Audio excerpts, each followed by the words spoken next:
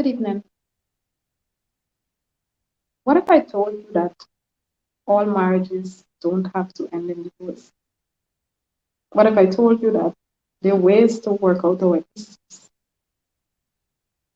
You may be saying that there is no one that you know who may have effectively gone through issues and they were able to survive their marriage. But tonight's episode is a replay of an episode that we had 2 years ago. But after experiencing and going through so many different conversations with individuals, I've come to recognize that indeed marriage is totally and certainly under attack. Anything that the enemy has, that God has basically instituted, it is the enemy's plan to do the opposite. Welcome to Issues in Focus. I am your host, Shabiki Bibles, and tonight we're looking at a replay of rebuilding broken marriages. I'm in a group called Bible Talk and Girls. It's Bible and Girls Talk, an open book group on Facebook.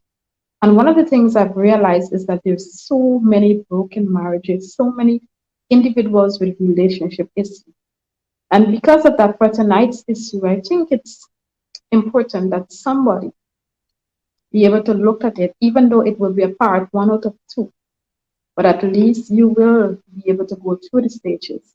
And by the grace of God, help that you and your spouse will be better individuals. And for those of you who may not know, when we look at the statistics around the Caribbean and even around the world, we realize that indeed it seems as if divorce is the only option that many individuals have. But I'm saying that even among us, we still have stories of individuals who are working to overcome the issue. It is sad to say that in the US that marriage divorce statistics reveal that every 36 seconds, there's a divorce occurring somewhere in the US. It is even saying that couples are more likely to break up if one of the partners is a heavy drinker and the other is more than they are if both partners have the same drinking habits. We also have instances whereby many individuals, before they reach the age of 30, or when they reach the age of 30, they have already had one divorce. This statistic can end. We can make a better tomorrow. We don't have to be in the statistics, but the only how we can rebuild broken marriages is if you want it to be rebuilt. Do you want that? I trust that this broadcast on sexual addiction, how a couple endured affairs, the list goes on. Every single thing that you can think about that somebody can face in a marriage, according to this match. So I just want to say welcome and do enjoy tonight's episode. I want those individuals who are viewing, encourage your boyfriends, your girlfriends, husbands, your wives, just invite them to sit with you to look at this broadcast. There might be there might be lessons, or I should say there will be lessons that they will learn on the program here today. So I just want to introduce to you our special guest. So first of all, meet Jason Gray. And Jason is a master electrician and entrepreneur. He holds a Bachelor of Science degree in organizational management and an associate degree in electronics. After Jason's life transformation as an ordained deacon, he now seeks to compel others to turn from prisons of deception and carnality to a life of freedom in Christ. Jason. Meet Tinasha Gray. She's an ordained minister of the gospel, wellness educator, and entrepreneur. Tinasha, commonly known as Tish Gray, is the author of the Source of Wellness series. And the Source of Wellness book series includes 7 distinct works on the topic of wholeness. For those of you, I don't know, I have to put this in. You can check out the Source of Wellness, sourceofwellness.org, and you will see so much information about the book. You can also order the book on Amazon. You will find much, trust me, you will be inspired. So Tanasha's background allows her to carry out her mission in life to introduce and coach others into living a well-balanced life that incorporates a holistic approach to the spirit-soul-body connection. Tanasha has a Bachelor of Arts degree in psychology and master's degree in pastoral Christian counseling. She was born in the Caribbean on the tropical island of Grenada. So if we have any Grenadians at this point in time viewing this program, you can put in the comment section, hey, I'm from Grenada. Of course, we know Grenada is the Isle of Spice. And guess what? Together, Jason and his wife, Tanasha, reside in Douglasville, Georgia. They have been married for 15 years, and together they have authored From Brokenness to Wholeness. I think this year is 16 years. From Brokenness to Wholeness. This book is a powerful testimony of their individual healing and restoration of their marriage. Jason and Tanasha are parents to 3 handsome young men, Andre 23, Carter 11, and Sydney 9 years old. As a family, they enjoy riding and camping in the state parks.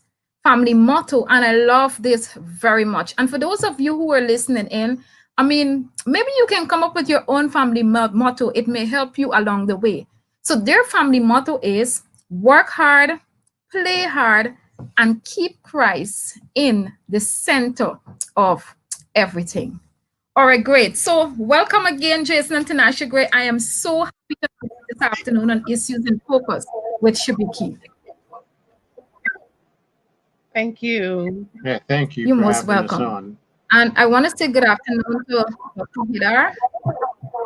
I know I cannot see those individuals who are viewing on YouTube at this point in time, but welcome. So Jason and Tanasha, tell us, you guys together would have called From Brokenness to Wholeness. Tell us about that. Well, this book is about our journey through the most difficult season of our life. It talks about, and we don't get, we talk about the infidelity. We talked about how it has affected, both of us, mostly Tanasha. We both write it from different views. So when you read the book, you'll see it from her perspective, and then you'll see my perspective. And that's how we wrote the book, because we felt that would be the greatest way to share our testimony. The book's not a telltale of everything that went on, but it has a lot of information that would help couples understand what our journey was like, and how we started it from the beginning to where we are now. Thank you so much for sharing that information. So I want us to look at the first part, pre-discovery state phase. So Tanasha, what I want to know, we understand that we had a bit of this relationship was filled with it had adultery, well, infidelity, perhaps lies, pains, words, everything. So Tanasha, can you tell me how was well, before you were going through all of that, did you have any clue whatsoever that perhaps your husband was having an affair with you? Well, I mean, this particular book here outlines our journey. And so in order to really give a good account, we had to start from the very beginning. So we did pre-discovery phase. With that, I concluded as a period of living in the darkness, right? That's how I concluded as, simply because there was betrayal. There was things happening behind my back, but at the same time, God saw it all.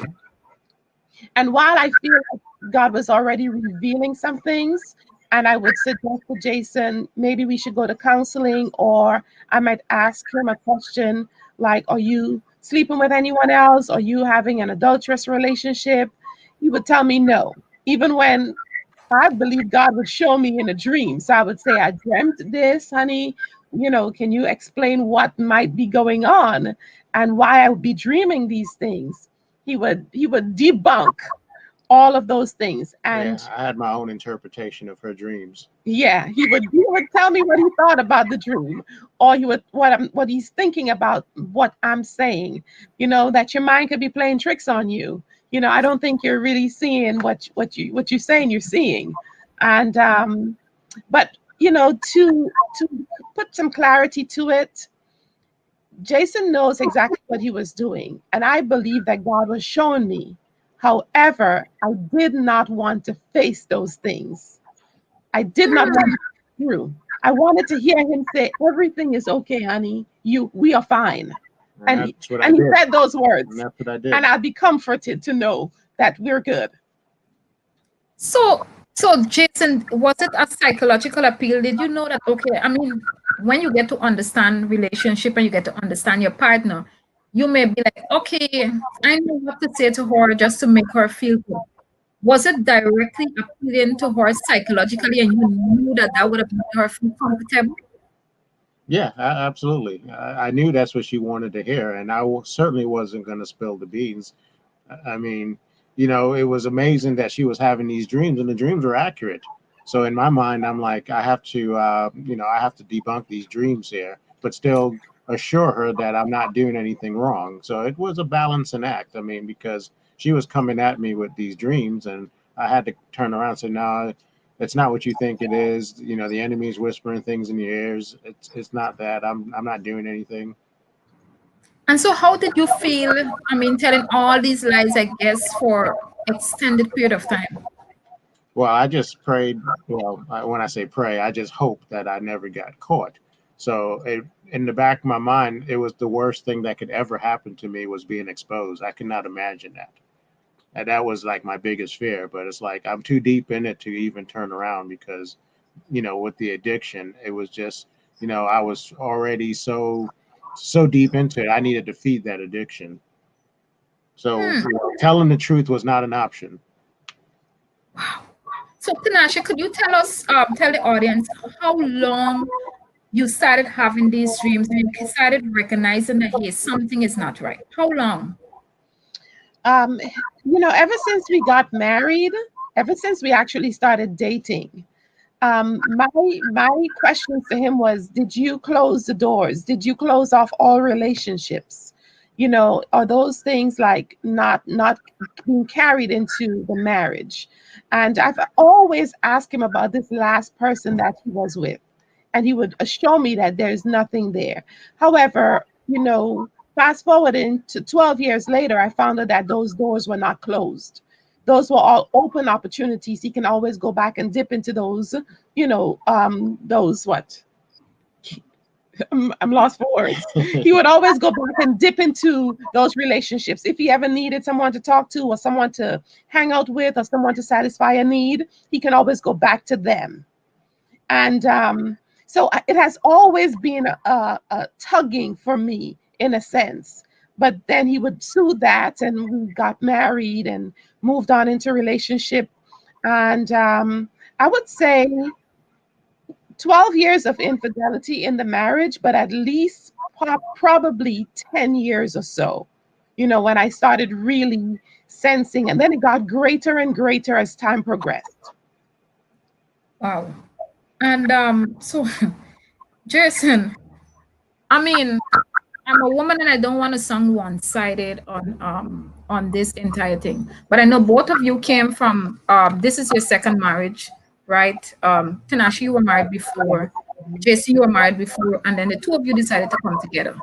So Jason, is it that indeed I don't know in terms of your previous marriage if you were still with that person during your time with Tinashe, but what I want to know, what really and truly caused you to keep going back or to having that those adulterous relationship for over that long span, let's say 10 to 12 years? Well, that goes back way beyond marriage. That goes back when I was in high school.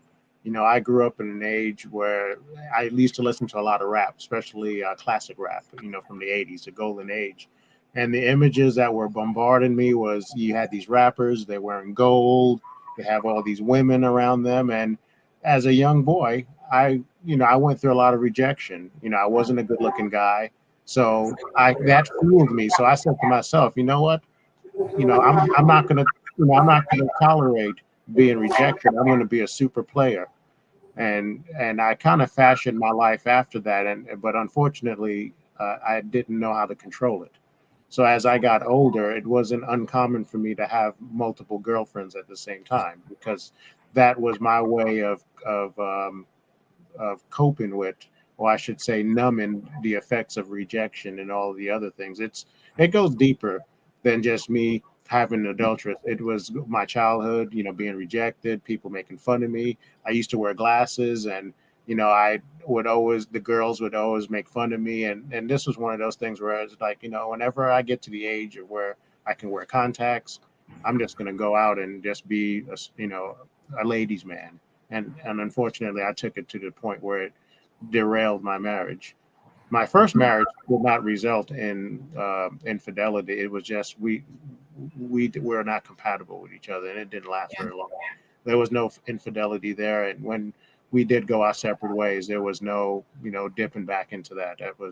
But the divorce of my first marriage fueled that even more, to rage even more, because at that point I felt really rejected because it didn't work out and I felt like a loser. So at that moment I just cranked up and started doing everything and anything. So Mhm. And so Tinashe, isn't this, I know you mentioned, you said since while you were dating, you asked certain questions, but didn't you have any inclination that, hey, perhaps he's not that maybe faithful to me and maybe I should take my leave? Wasn't there any inclination during that period of time? No, because I felt like I prayed about this matter, whether I should get married to this man or not. I've asked many people to pray about it, and the responses came back that it was of God. So I took all those responses as a sign. It was a long distance relationship, so I'm asking questions because I can't see him as well, or don't know what he's doing. But at the same time, we had the very candid discussion that puts it on the table as a disclaimer: thou shalt not commit adultery in this marriage, simply because I've been down that road before, and that was the culprit of why I had to walk away from that previous marriage. So for me, it was a non negotiable going forward if we do decide to get married. And that was very clear. Jason agreed to that as a non negotiable. And he committed to being faithful like every other husband would. But lo and behold, we got married, and he still found his way back into the arms of people that he decided not to. Now we do know that all of this is really to destroy something that God would have said yes to. And so Yeah. I believe every marriage should always start off with the foundation, whether it's of God or not. Because if you're seeking God and He says yes, it doesn't mean that you won't have trials along the way. And so when the trial came, I had to ask myself, what's the foundation? And I have to go back to the answer that God said yes. And that was part of me deciding whether to stay or to go. Wow. And so Jason, I mean, during that entire that entire period of time, is it that Tinashe was lacking some qualities that you really loved? Or I know you mentioned about rejection before, but was it something beyond rejection? well, my behavior had nothing to do with Tanasha. That was purely, everything was on me. Now, Okay. this will always be a subject of debate. When Tanasha and I first met, yeah, I was in relationships with other people. And yes, I did leave those doors open. But when we did get married, I turned off the romantic part of that, but I still had emotional affairs, which, emotional or romantic, it's still all in the same plate. Now, later on in the marriage, things turned, and then, the romantic stuff came in, and of course my taste for women changed during that time, because now I knew exactly what I wanted to go after.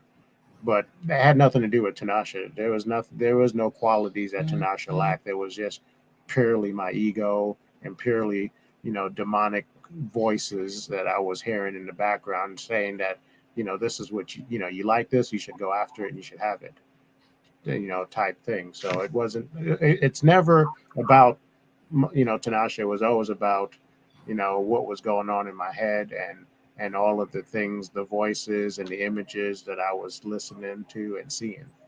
Those were the things that were fueling that appetite.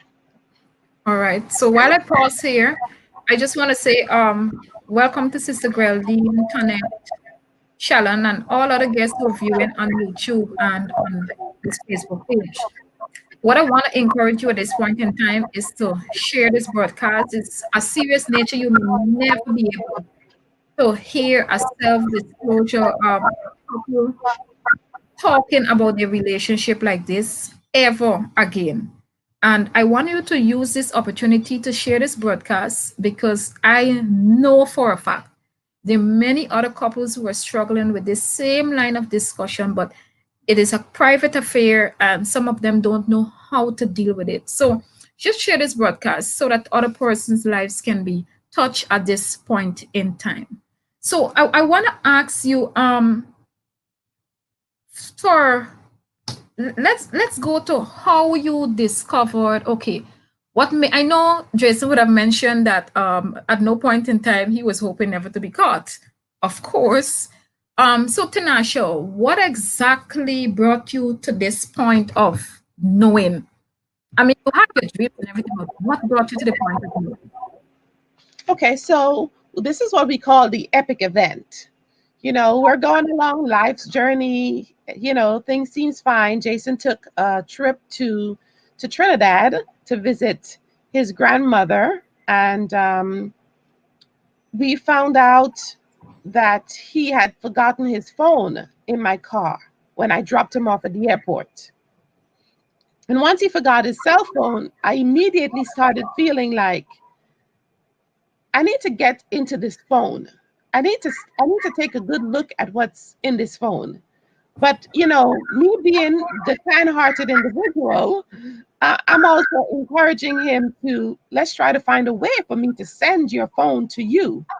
Your cousin is coming down. Let me get the phone to the cousin so that you can have somewhere to take pictures and that type of things, right? Yeah, that's what I hope for. And he was hoping to get the phone, but I kept feeling like I need to get into this cell phone here. And eventually that overpowered me. So I tried, and then I found out the password I thought he had, that's not the password anymore. And in conversation with him on the phone while he was there in Trinidad, I said to him, "What's your password? I need to get into this phone." And he acted like he didn't remember. And I gave him a couple minutes to get his selective memory back. Yeah. And pushing him again for the number and got access into the phone. And when I opened that phone, I saw a treasure trove of things that I cannot describe. There were pictures, there were videos, there were messages. I found out that this young lady wanted to go to Trinidad with him as well. Like she was, not happy that she couldn't go with him. And just like a whole bunch of stuff that I did not know. And then I got into emails from the past, like 10 years ago, and found out that there were classified ads and, just like a lot of things that I did not know about. Jason was marketing himself to whoever, to have relationships with. And it almost killed me at that moment because I physically broke down, fell to the ground, lost focus, dropped the phone, and I could hear him screaming my name. Got it together, picked up the phone, and then commanded him to get himself home right now. Yeah, I didn't delete anything. I kept everything. Why? The images, trophy. I can always go back to it and look at it. And I kept all the letters. I kept all the images. It was just one of those things. And you know, when I tell my story to people, I got a lot of criticism about giving up the password, but it was the right thing to do at the I time. love that. You know, and then when I look back at it, you know, it was the only option, which was the best option. But yeah, I took a lot of criticism for people that are also living that lifestyle. Like, why'd you give up the password? I didn't have a choice. I mean, I was in Trinidad. What could I do? Mm-hmm. If I could have erased the phone because I had an iPhone, I would have, but I had no access to the internet. I mean, God had me right where He wanted me. Exactly. And how did you feel at that point in time? It's like, okay, you on a selective memory syndrome. Many of us, we have that from time to time, right? For whatever we want. So what I want to know, Jason, okay, please mute your mic if you want me to answer this feedback. Yes, thank you. So what I want to know is, Jason, at that point when, okay, Tinashe is asking you, I need the password, give me the password. What were your thoughts exactly at that point in time? I mean, how long did you deliberate before you finally decided to say, hey, let me give you this password? And what was your reaction after you knew that she was going through your phone? Well, I mean, I think it took about a minute or two for me to process my thoughts, but the moment I gave up the password, I just said, I'm done, I'm caught. And then even when she went through the phone and she seen the stuff, I still tried to deny that it's not what you think. But you know, the evidence was right there. So it was, I would say that was probably the worst day of my life because at that point I felt extremely vulnerable. I could not snatch the phone or even explain away anything because Tanasha had the phone for a number of days. I got, you know, it took me a while to get back to the States. You know, I didn't get back immediately. It's not like it was 2 or 3 days, but that it was enough time for her to go through all the emails, go through all the pictures. At that time, when I did come back home, it was really just to kind of explain what was explain this to me.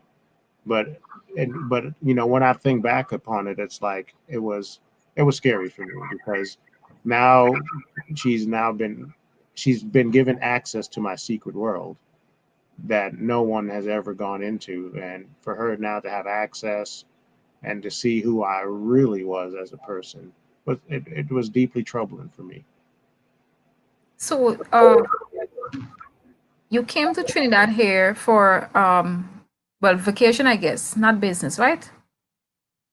Well, it's a little deeper than that, you know, and we'll get through this through the interview here, but you know, uh, I came to Trinidad back in 2014 for a funeral, and that was my first time back to Trinidad in like 30 years. My mom and dad are from Trinidad and Tobago, so Okay.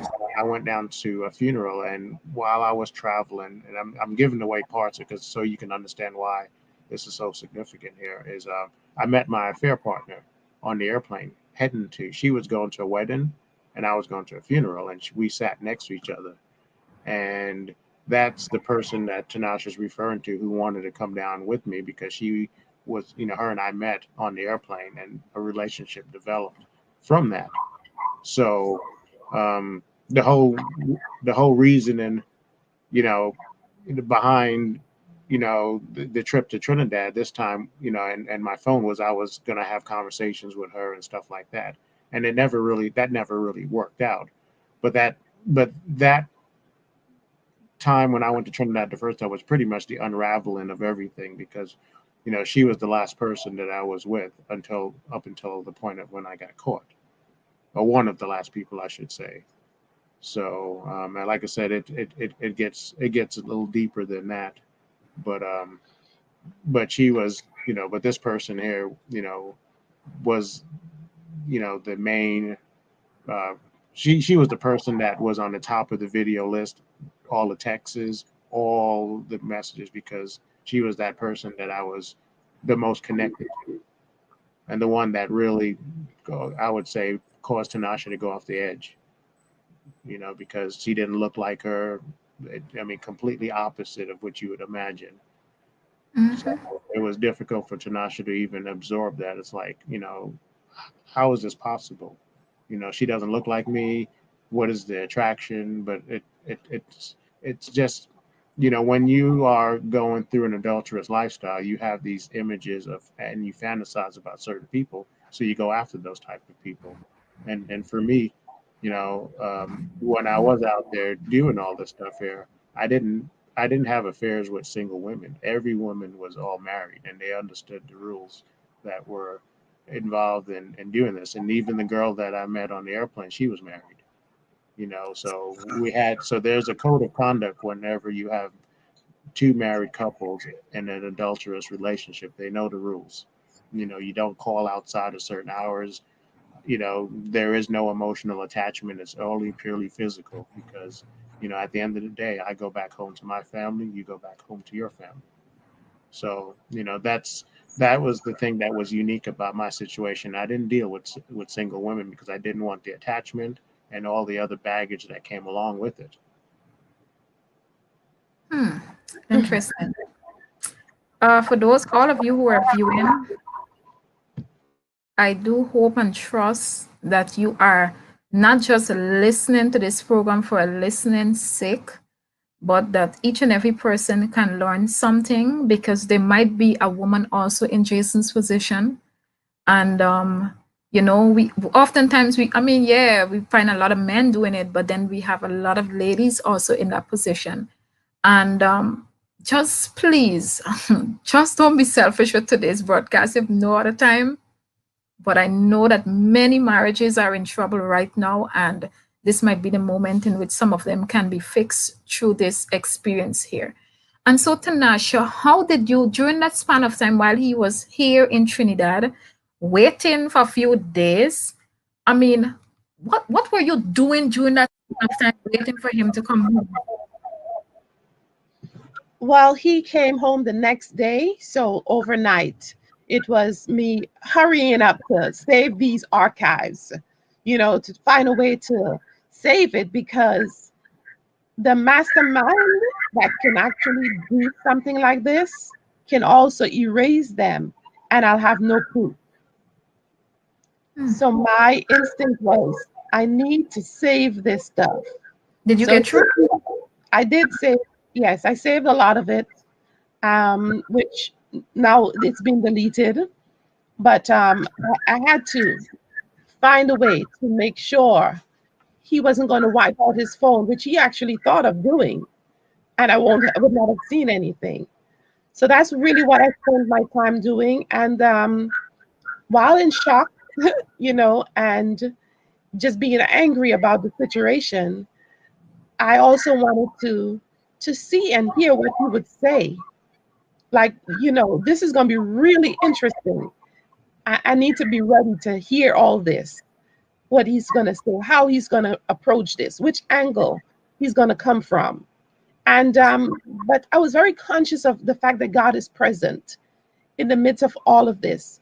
I was very conscious of the fact that this is not beyond God, that he can cause this to work out really well. It just really depended on both of us.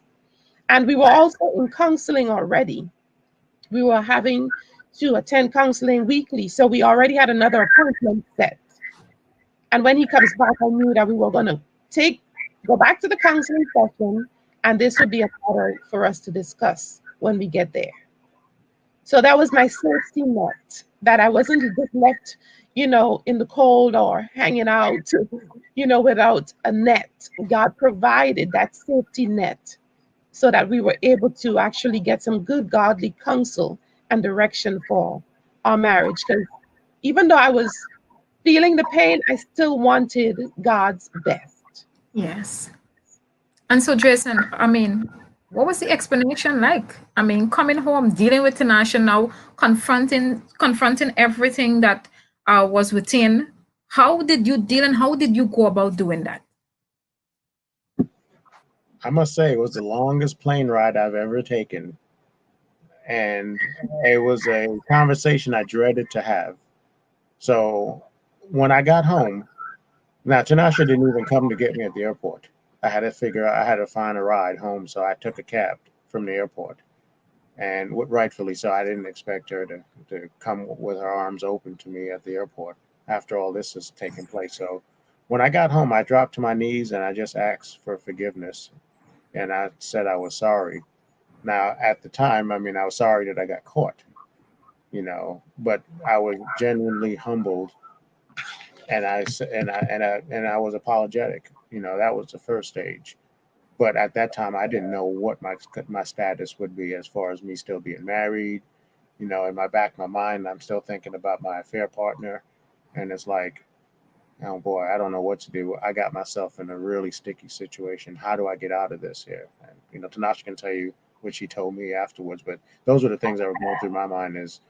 There was no way to explain it because she had all the images, she had all the evidence and everything. I mean, rightfully so. She had, a get out of jail card from the marriage, because of the adultery. I couldn't deny it. Tanasha?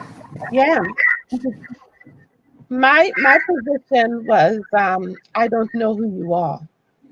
Like, I don't know you. You're obviously someone who I've been living with, sleeping with, but I just don't know you. And I obviously cannot help you.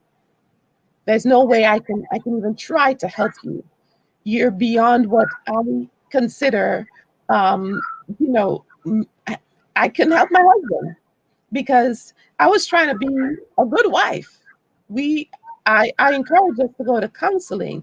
So obviously I wanted better for us. And after we sat in counseling for months and this never came up, obviously God wanted to expose it. So it showed up now during this time, but I cannot help you. But I said to him, I know someone who can. His name is Jesus. Here is Yeah. a book. Here is a journal. Here is a pen. There's a room upstairs that no one's using. That's your room. Go seek God. I love that. So, um, no, I'm sitting, I'm here thinking, I mean, for you, Jason, I mean, during this period of time with Tanasha telling you all of those things, I mean, what did you really and truly process after? Did you really want help? Did you really want counseling? What was it after that you really wanted to achieve? Did you had a relationship with God also? Well, I was, I would say I was one of those Christians that wasn't sold out. So I would say no, I wasn't. I wasn't a believer because because if you're a believer, you wouldn't get into these type of activities. I believed in God, but I didn't know God at the time, and I lived a lifestyle contrary to that. I was a deacon at the church, and it was hard for me to assume that role because I knew deep down inside I wasn't living up to the expectations of that role. Now, of course, I did not want my family to be separated. I didn't want to lose my family, but I recognized that what I'd done would surely, in fact, destroy my family. So I had all these thoughts in my mind, but I also recognized that, and I came to the conclusion that, okay, I want to clean up my act. It's going to be very hard because now I'm going cold turkey, and and and it's completely different this time, not trying to go the straight and narrow. So I said to myself, and this wasn't immediately, but this was after lots of counseling because we went through lots of counseling. And I came to the conclusion that I'm going to change my life. And regardless of what decision Tanasha makes, I'm going to still go through with it because I don't want it to look like I'm doing this to save the marriage. And then if the marriage doesn't work out, then obviously I become a liar because, then I give up because that was where my hope was hanging on. So I made that commitment to myself. And once I did that, it became a lot easier for me because now I'm not doing it to save the marriage. I'm doing it to save, to save my soul, my spirit, everything, because I know that, I made this commitment to God that, if I'll change my life, regardless of if the marriage stays or not. It was hard. So you would have mentioned before about in terms of this addiction. I know many times we don't discuss sexual addiction.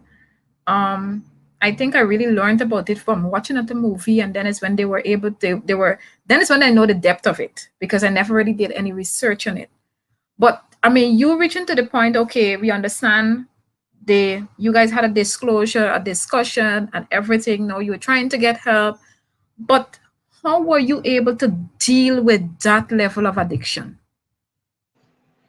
Wow. Well, gosh, this addiction, and we're not talking about alcohol, we're not talking about drugs, it's sexual addiction to the deepest level. I mean, we're talking about, uh, and people ask me, well, did you have a porn addiction? Well, I was in denial about that because my definition of porn was the magazines and the movies, not the pictures that women would send me of themselves naked. To me, that wasn't porn. That was all consensual, and that's soft porn, not the same.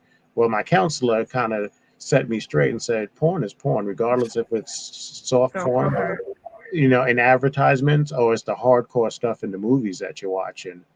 So, but my addiction was sexual in nature, lots of masturbation because of fantasizing. I mean, I'm going there because it's a real issue, and a lot of times when guys are and women that are dealing with infidelity, it's not just that. I mean, there's going to be a lot of inappropriate behavior going on, porn, masturbation, all these type of things, and those were the things that were rooted deeply inside of me. I mean, it was an addiction that I couldn't stop. I mean, I would masturbate all the time, even before intercourse, just so I can rally myself up. And it was it was difficult at that point. It was a drug. I mean, and the biggest thing for me was the images that I would take in. Your eye gate is very powerful. So if you see these images, eventually you want to go out and start acting out. And I did a lot of acting out during that time. And then as I became mature in the game of infidelity, then I started to refine what it is I was looking for in women, as far as, okay, I'm looking at married women because I have this certain moral code that I'm going by. And I had a twisted moral code that I lived by. And I never violated that moral code. I mean, some people may say moral code. I mean, everyone believes in something and they have a code that they live by. And I live by a certain code and I never violated that code, you know, and but but all this goes back to, early childhood, the images, your perception of things, and telling yourself, well, this is okay to watch, but this isn't. I mean, it's deep. I mean, and from the male perspective, sexual addiction will destroy your marriage because it's something that it's in the brain for a man. Us guys are all physical, so things that are of a physical nature will turn us on. Images, fantasize, and all these type of things. Where women it's a little different, but once you identify what the root cause is, then you just have to tackle it. And it's not difficult. It's a very hard addiction to break because if you're not careful and you don't know your triggers, you can relapse. So, Tinasha, did you at any point in time recognize, in terms of the masturbation that he spoke about, did you know about this as a wife? Yeah, and I would confront it all the time. And there are times when I would have an inclination, and so I'll do my best to probably catch him in the act, and of course he'll try to cover up, but it was already exposed. So we'll talk about those things. We came to an agreement that those were things that he won't do because I'm here. I can satisfy your need. And he said, yes, he'll come to me. And so, after having discussions like that, you would think that, those would be under control, that you let me know, we'll communicate more. But then again, secretly, whenever no one's watching, he would still do what he had trouble not doing. How about that? He would have trouble keeping his word, and he would still go back and fall victim to that again. And so my thing was just to pray for God to get a hold of his heart, because I know if God gets him connected, really connected, and he's connected to the vine, then all these other things will fall off. So that was my strategy, was just to pray for him, try to get connected, but always, coaching him and counseling him against women. Like, this one might be after you. Be careful with her, yeah, and just really being open about it as much as I possibly could. But little do I know, he was, still kind of feeding into some of those things. And what about your needs in terms of financial, all of the other needs? Were they being supplied sufficiently? My needs were being met. There were areas when I thought that he was not supportive, like in terms of I had a business, and I thought he could have been more supportive. He was not as supportive as he could be. Of course, being distracted. If I ask him to do something, he might forget because he has so many other things on his mind. He'd be juggling, the schedule, or he'd be juggling the places that he needs to go or what he needs to do. So I would see things falling back, like there are things to be fixed in the house and it would not be done, and it becomes a problem eventually. And so we'll talk about those things as well. And my the factor that I play was that I was very critical. So I would say things to him like, you're forgetting what's happening. Are you slowing down? You're acting slow, you know? And but it's really because he's bombarded with truth versus lies. He's bombarded with the fact that I can't keep my phone here, or I just want you away from me because my phone might, you might see a text or something. So when you're hiding stuff, it messes with your mind, it messes with your brains. You tend to be forgetful. If I ask him to bring 5 things from the store, he's calling 10 times to find out what are they again? What are they again? So I thought he was having early onset of Alzheimer's. I actually spoke to the counselor saying, please, is there a test that we can do to find out if this man is losing parts of his mental ability to be receptive and to stay engaged in conversation? Because sometimes I found that I'd be losing him. We're right here, but then he just disappears in his mind. And I thought it was early onset of Alzheimer's disease. Jason, thank you, Tinashe. Jason, what do you have to say about that? I would say that I was extremely distracted during that season of my life, to the point where, because I had so much stuff going on, work, and then the other affairs that I had also going on. So I was certainly not where I needed to be emotionally or mentally in a lot of those cases. So, Tanash is absolutely correct. I mean, with everything that was going on, in my mind, I was like managing all these different facets of my life and trying to keep everything at home under control also. Even the telephone, like you referred to, making sure that, the phone is not in an area where I might get a random text or something like that. Although I never hid the phone, but I never really had any calls come in during, my family time either. But there was always the thoughts of maybe there might be a straggler text that come in, and I don't want to deal with that. I trust that indeed you would have enjoyed the part one of our broken marriage segment. And one of the things I must let you know, it was during the month of March, I decided to embark on a facilitator's training, and I am now a trained facilitator as it relates to marriage and relationship. So for those of you who may have questions, you may have information. I mean, I'm not married as yet, but there's so many things that I can learn. And the more I do these episodes, the more I do these programs, the more I interact with individuals, the more I learn. Even though married people will tell you, you never know what marriage is until you actually get into it. I'll get there one day. But in the meantime, for individuals, you may be in a relationship and you may just need someone to talk with, someone to talk to concerning some of your issues. Feel free to contact me. There also, with our enrichment training certificate, we have programs we can connect you with, and at the end of the day, you will be able to go through stuff along with your partner if you're willing to allow the marriage to work. There is a fee attached, of course, to the for the training and for the sessions that you will conduct. But nevertheless, trust me, it will be worth it. At an opportune time next week, I'll give you a little more information about it. Just want to show you the certificate, and maybe you can check up on it, check up the site of the Enrich program. But I pray most of all, as we contemplated on part one, and whatever the state of your marriage, just know that God can make addictions. As we pray, Father God, we are thankful for the members of the audience this evening. I pray, Lord, that your Holy Spirit will bless us in a special way and be with our relationships, be with marriages. And I pray, Lord, that you will help us to strive to have the marriage that you have for us. Have your way, we pray through Jesus Christ. Amen. So feel free to join me next week as we look at part 2 of this beautiful broadcast, Broken Marriages with Mr. and Mrs. Good. God's blessings.